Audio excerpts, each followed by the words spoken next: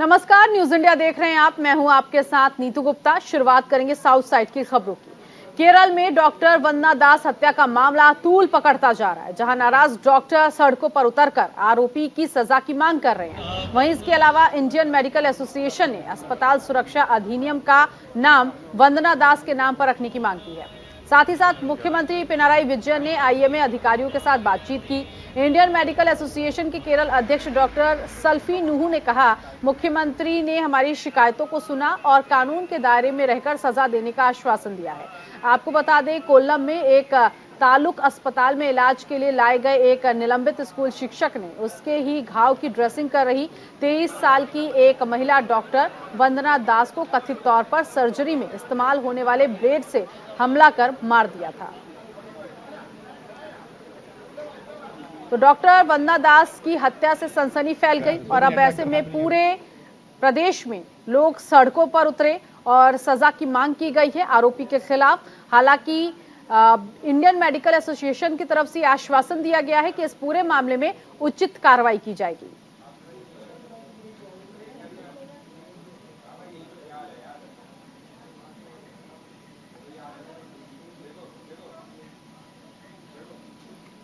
खबर केरल से है, जहां तिरुवनंतपुरम में सचिवालय के सामने डॉक्टरों ने विरोध प्रदर्शन किया और अस्पतालों में डॉक्टरों के लिए सुरक्षा की मांग की। बता दें, वंदना दास नाम की महिला डॉक्टर की 10 मई को इलाज के दौरान एक स्कूल शिक्षक एस संदीप ने चाकू मारकर हत्या कर दी, जिसको लेकर डॉक्टरों ने अपने विरोध जारी रखे। डॉक्टर वंदना कोल्लम अजीजिया मेडिकल हॉस्पिटल में हाउस सर्जन थी। जब ये घटना हुई तब वो कोट्टारकरा के तालुक अस्पताल में ड्यूटी पर थे। बताया जा रहा है कि आरोपी का नशा मुक्ति केंद्र में इलाज चल रहा था।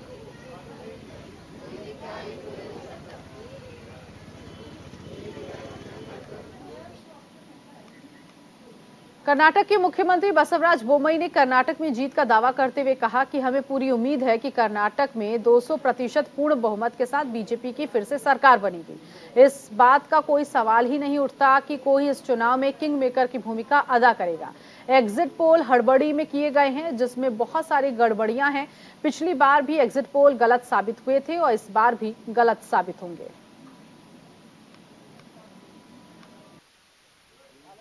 100 and not 110, 200%. 200%. But is there any hung assembly, or because JDS will be the kingmaker as per the news? I am asking. No question of anybody becoming kingmaker.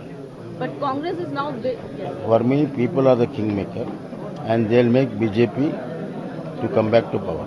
So don't you think, sir, that there is 40% Sarkara corruption allegation made by the Congress, and now this matter was not at all there. I have toured crisscross the state. Nobody had asked this question. So many questions raised against you, so many allegations made by the Congress. All are false allegations. They have done just because of elections, and not even a single case has been made out. So once again, you will be the CM of this Karnataka. Let's see. I'll answer on May 3rd. खबर बेंगलुरु से है, जहां केंद्रीय मंत्री शोभा करंदलाजे ने operation lotus की संभावना से इनकार करते हुए कहा कि विधानसभा चुनाव में बीजेपी को 120 से 125 सीटें मिलेंगी और वो सत्ता में वापसी करेगी।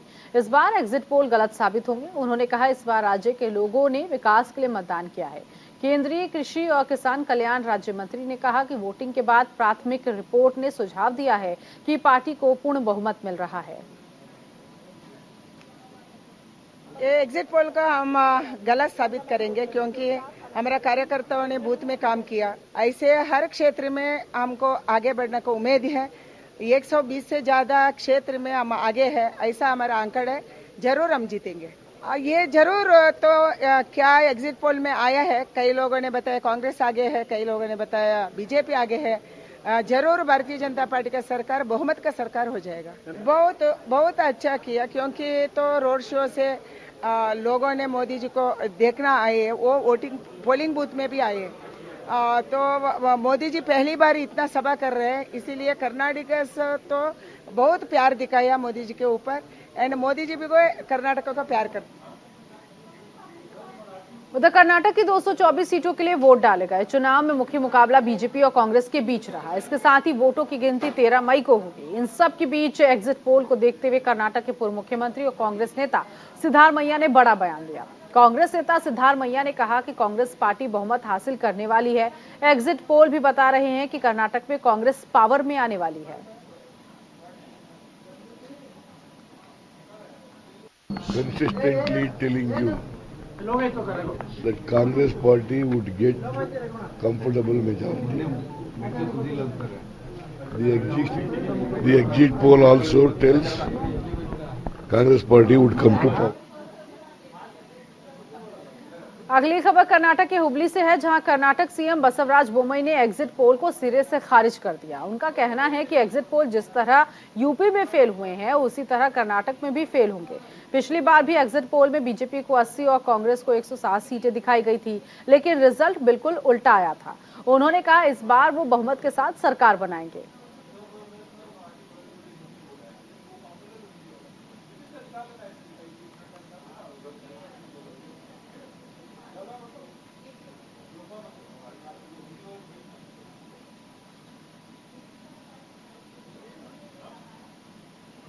All the exit polls predicted that Yogi will not come back, but he came back. Similarly, in Karnataka, last time they predicted only 80 seats for BJP and 107 to Congress.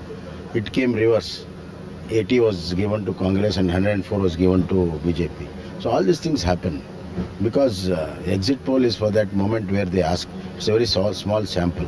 However, we are confident at our ground level reports that we will come with comfortable measure. उधर कर्नाटक के मुख्यमंत्री बसवराज बोम्मई ने शनिवार को होने वाले कर्नाटक विधानसभा चुनाव की मतगणना से पहले बेलगावी स्थित सौदंत्री श्री रेणुका यल्लामा मंदिर में पूजा अर्चना की। इस दौरान सीएम बोम्मई ने आत्मविश्वास से कहा, हम पूर्ण बहुमत प्राप्त करेंगे और एक स्थिर सरकार बनाएंगे। राज्य विधानसभा के लिए बुधवार को चुनाव हुए और मतदान प्रतिशत 72.82% दर्ज किया गया, जो पिछले रुझानों की तुलना से अधिक आंकड़ा है। बुधवार को हुए विधानसभा चुनाव में कांग्रेस को कर्नाटक में स्पष्ट बढ़त मिलने की उम्मीद है, जिसमें 4 एग्जिट पोल ने उसे पूर्ण बहुमत दिया है।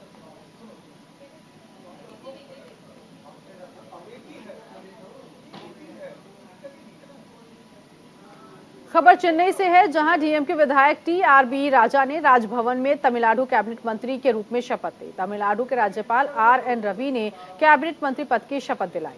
उन्हें उद्योग विभाग का मंत्री बनाया गया है। शपथ ग्रहण के दौरान राजभवन में मुख्यमंत्री एमके स्टालिन मौजूद रहे।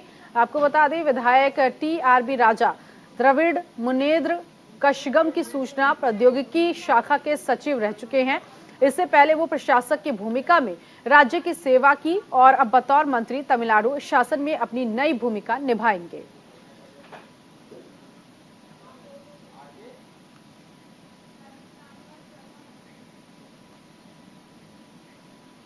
अगली खबर आंध्र प्रदेश के अमरावती से है, जहां पूर्व विधायक वाई वेंकटेश्वर रेड्डी सीएम जगन मोहन रेड्डी की मौजूदगी में वाईएसआरसीपी में शामिल हो गए। वेंकटेश्वर रेड्डी के साथ साथ उनके बेटे नितिन रेड्डी और बीजेपी के संयोजक पी सूरी बाबू ने भी वाईएसआरसीपी का दामन थाम लिया।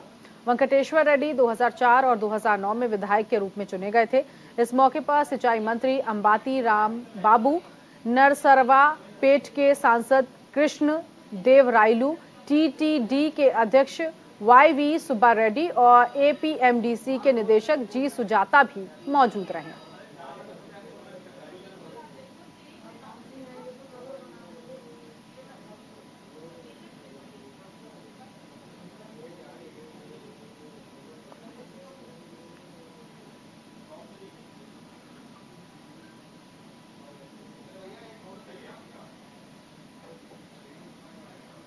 केरल के कन्नूर में राज्य के स्थानीय स्वशासन मंत्री एमवी गोविंदन ने टेक ए ब्रेक सुविधाओं का उद्घाटन किया।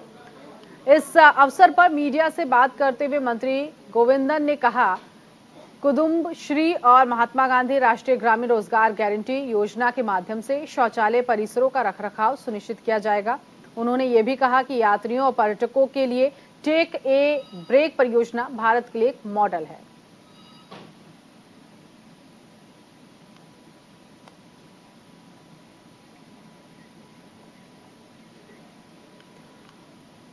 Board of secondary education Telangana यानी बीएसई ने 10वीं का रिजल्ट घोषित कर दिया। नतीजों की घोषणा तेलंगाना की शिक्षा मंत्री सबिता इंद्रा रेड्डी ने एक प्रेस कॉन्फ्रेंस के जरिए की।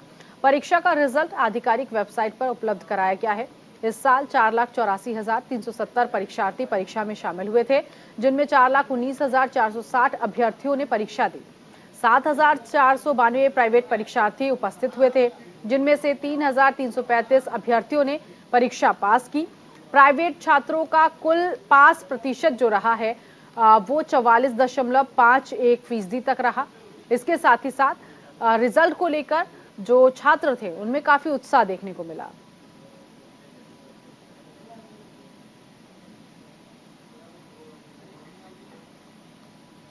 उधर तमिलनाडु के रामेश्वरम में लोगों ने सड़कों पर फैली गंदगी का कड़ा विरोध किया, जहां प्राइवेट होटल से निकल रहा सीवेज लोगों के लिए समस्या खड़ी कर रहा है। सीवेज का गंदा पानी संगुमल क्षेत्र को दूषित कर रहा है और लोगों ने प्रशासन से मांग की है कि गंदे पानी की समस्या का कोई हल निकाला जाए।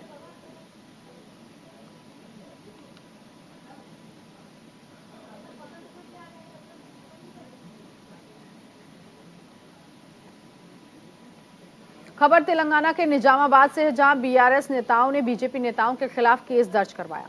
बीआरएस नेताओं का आरोप है कि बीआरएस विधायक शकील को लेकर बीजेपी ने पोस्टर जारी किए हैं, जो बिल्कुल गलत है।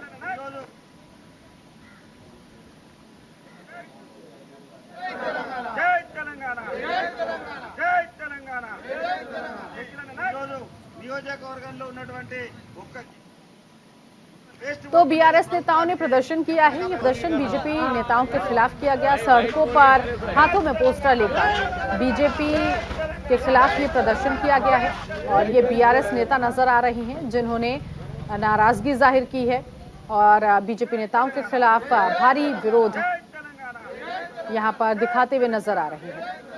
तो बीजेपी के एमएलए जिनका पोस्टर जारी किया गया और उसके बाद बीआरएस के जो नेता हैं वो सड़कों पर उतरे और उन्होंने विरोध प्रदर्शन किया।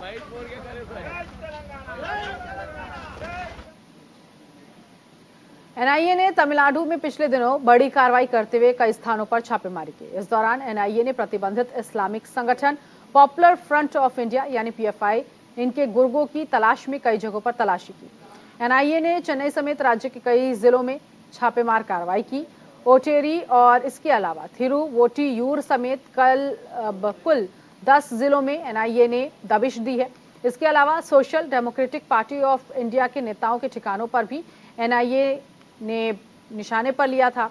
खबर यह है कि इस छापेमारी में पता लगाने की कोशिश की जा रही है कि इन नेताओं का पॉपुलर फ्रंट ऑफ इंडिया के संपर्क है भी या नहीं। बता दें, इससे पहले पिछले महीने एनआईए ने बिहार, यूपी, पंजाब और गोवा सहित देश भर में पीएफआई से जुड़े 17 ठिकानों पर इसी तरह से छापे मारे थे।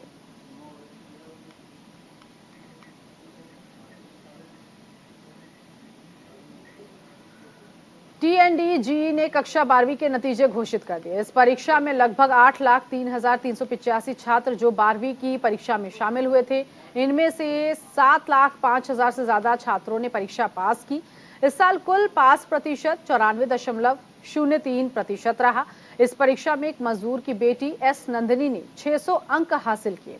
नंदिनी राज्य के डिंडीगुल जिले के एक सरकारी सहायता प्राप्त स्कूल की छात्रा हैं। इस मौके पर नंदिनी ने कहा कि उनके पिता ने हमेशा उन्हें अपनी शिक्षा को आगे बढ़ाने के लिए प्रोत्साहित किया है।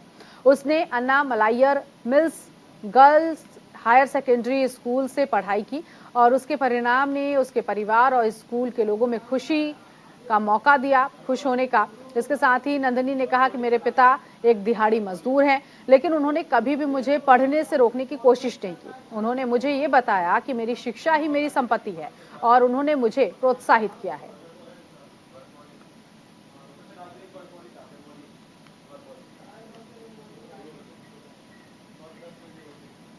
आंध्र प्रदेश के मुख्यमंत्री वाईएस जगनमोहन रेड्डी ने 9 मई को अमरावती में सिख प्रतिनिधि मंडल के साथ बैठक की। बैठक में सिख समुदाय ने अपने लिए एक निगम स्थापित करने का अनुरोध किया, जिसके बाद मुख्यमंत्री ने अधिकारियों को गुरुद्वारों को संपत्ति कर से छूट देने का निर्देश दिया।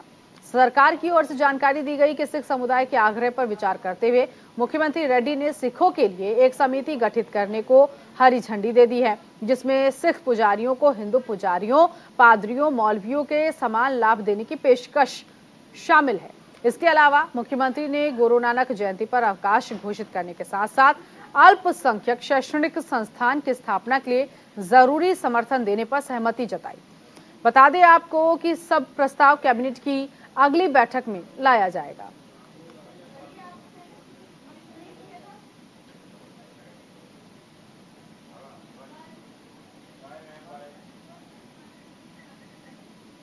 रंगारेड्डी के कोकपेट में सीएम चंद्रशेखर राव ने हरे कृष्णा हेरिटेज टावर की आधारशिला रखी। इसके साथ ही एचकेएम को मंदिर के निर्माण के लिए 25 करोड़ रुपए की सहायता राशि देने का आश्वासन दिया।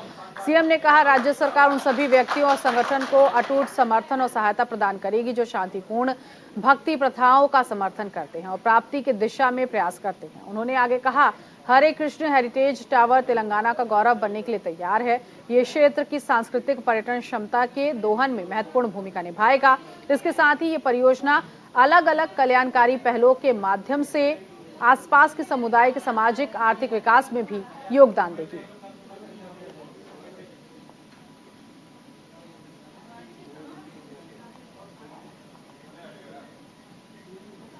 तमिलनाडु के मुख्यमंत्री एमके स्टालिन ने तिरुवल्लूर में मित्सुबिशी इलेक्ट्रिक इंडिया के कारखाने के लिए आधारशिला रखी। यहां कारखाना एयर कंडीशनर और कंप्रेशर्स का निर्माण करेगा। मित्सुबिशी इस परियोजना में 1891 करोड़ रुपए का निवेश करेगी, जिससे 2000 से ज्यादा लोगों को रोजगार पैदा होने की उम्मीद है। फैक्ट्री के लिए 52 एकड़ की जमीन स्वीकृत की गई है। अक्टूबर 2025 में उत्पादन शुरू होने की उम्मीद है। यूनिट का लक्ष्य 3 लाख एयर कंडीशनर और 6,05,000 कंप्रेशर्स का निर्माण करना है।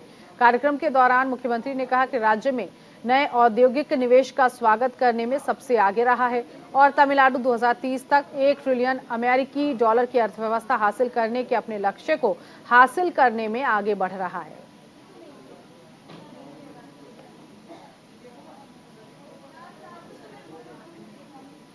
सीएम स्टालिन ने तमिलनाडु चैंपियंस फाउंडेशन का शुभारंभ किया। इसके साथ ही ट्रॉफी के लोगो और मैस्कट को लॉन्च किया। इस दौरान कार्यक्रम में अंतर्राष्ट्रीय क्रिकेटर महेंद्र सिंह धोनी भी मौजूद थे।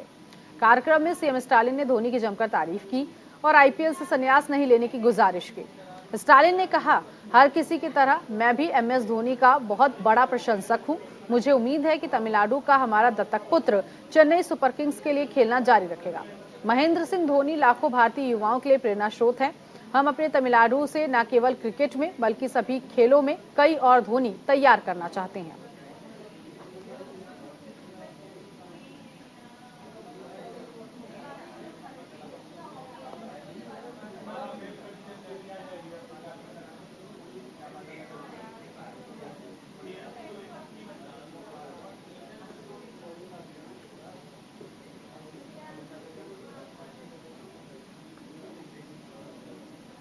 उधर केरल के कोझिकोड में एक शख्स ने अपने गांव में पड़ोसियों के लिए मुफ्त में 100 से ज्यादा किचन गार्डन लगवाए। इस गार्डन में अलग अलग तरह की कई सब्जियों को उगाया गया है। इस मौके पर किचन गार्डन लगाने वाले शख्स का कहना है कि मैं चाहता हूं कि स्थानीय निवासी इससे प्रेरणा लेकर जैविक सब्जियों को अपने दम पर उगाएं। साथ ही साथ उनका ये भी कहना है कि आगे भी जैविक तरीके से साग सब्जियों के उत्पादन के लिए वो लोगों को प्रेरित करते रहेंगे।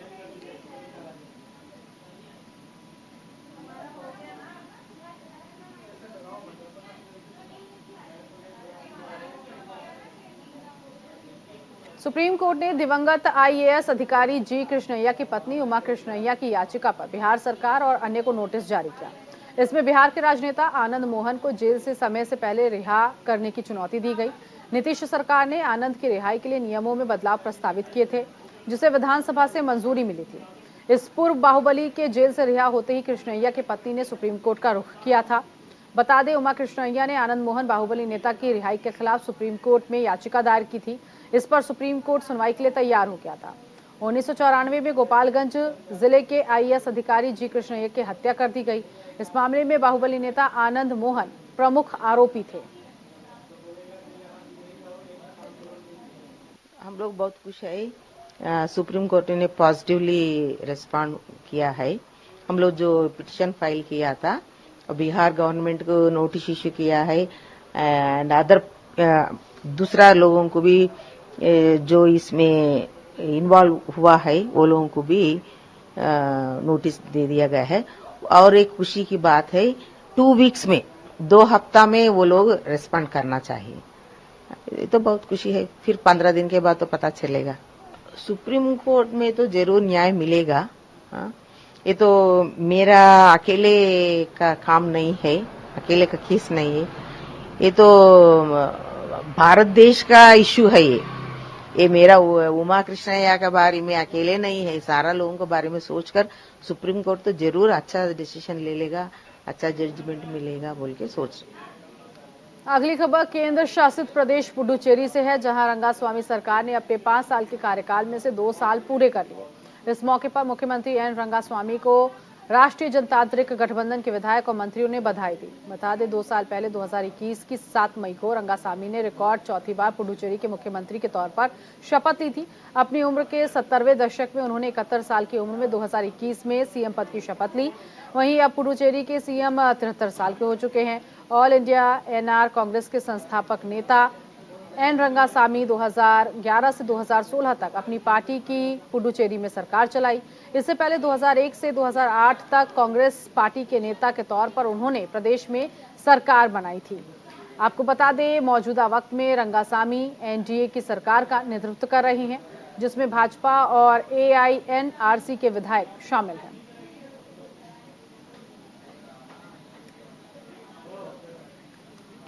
और इसी के साथ इस बुलेटिन में अभी के लिए बस इतना ही। नमस्कार।